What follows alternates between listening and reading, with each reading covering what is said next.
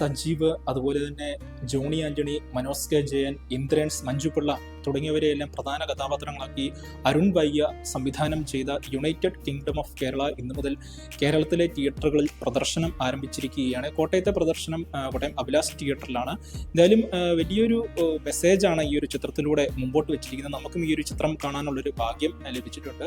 എന്തായാലും ഇന്നത്തെ യുവതലമുറ നേരിടുന്ന വലിയൊരു പ്രതിസന്ധികളും പ്രശ്നങ്ങളും, അവർക്ക് വീടുകളിൽ നിന്നും സമൂഹത്തിൽ നിന്നും നേരിടേണ്ടി വരുന്ന വലിയ പ്രശ്നങ്ങളാണ് ഒരു സന്ദേശമായി ഇന്നത്തെ സമൂഹത്തിലേക്ക് വെച്ചിരിക്കുന്ന ഒരു ടോപ്പിക്ക് തന്നെയാണ് ഈ ഒരു ചിത്രം ചർച്ച ചെയ്യുന്നത്.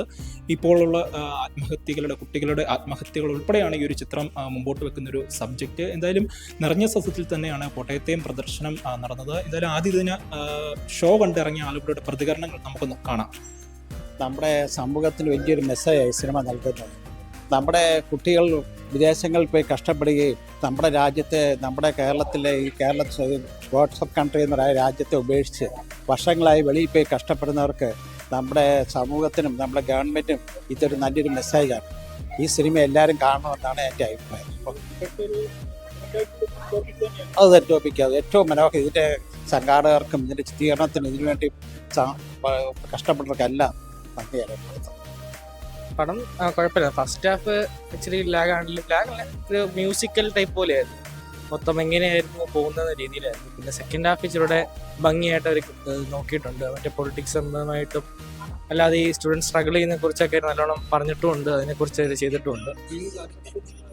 നടക്കുന്ന കാര്യങ്ങൾ തന്നെയാണ്. നമ്മളിപ്പം നാട്ടിൽ തന്നെ ഓപ്പർച്യൂണിറ്റി കണ്ടുപിടിച്ചിട്ട് അത് ചെയ്യാൻ പറ്റാതെ വെളിയിൽ പോകുന്നവരുടെ കഷ്ടപ്പാടിനെ കുറിച്ചൊക്കെയാണ് പറഞ്ഞിരിക്കുന്നത്. അപ്പം ഒരു നല്ല സിനിമയാണ്. യെസ്, അതെ, നല്ല സിനിമയാണ്.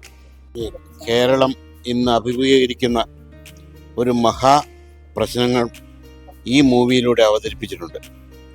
അതായത് വരും ഏതാനും വർഷങ്ങൾക്കുള്ളിൽ കേരളം വയസ്സന്മാരുടെ ഒരു നാടായി രൂപാന്തരപ്പെടും എന്ന ഒരു കാഴ്ചപ്പാടോടുകൂടി കേരളത്തിലെ നിലവിലുള്ള രാഷ്ട്രീയ സാമ്പത്തിക സാഹചര്യങ്ങൾ ഒരു വെല്ലുവിളിയാണെന്നും യുവതലമുറയ്ക്കതൊരു വെല്ലുവിളിയാണെന്നും അതിനെ തരണം ചെയ്യേണ്ടത് ഈ തലമുറ തന്നെ അതിനു വേണ്ടിയിട്ട് നിലപാടെടുക്കണമെന്നും അതിനുള്ള രാഷ്ട്രീയപരമായ തീരുമാനവും അനുകൂലമായ തീരുമാനവും ഉണ്ടാകണമെന്നുള്ള ഒരു വലിയ മെസ്സേജാണ് ഈ സിനിമയിലൂടെ ജനങ്ങളുടെ മുമ്പിൽ അവതരിപ്പിക്കുന്നത്. നല്ല മൂവിയാണ്. ഇപ്പോഴത്തെ ചെറുപ്പക്കാർ കണ്ടിരിക്കേണ്ട ഒരു നല്ല മൂവിയാണ്.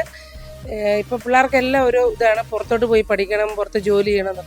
പക്ഷെ അത് മനസ്സിലാക്കി പുതുതലമുറയ്ക്ക് മനസ്സിലാക്കുന്ന രീതി നല്ലൊരു മൂവിയാണ്. ഇപ്പോഴത്തെ പിള്ളേരെല്ലാം കണ്ടിരിക്കേണ്ട ഒരു മൂവിയാണ്.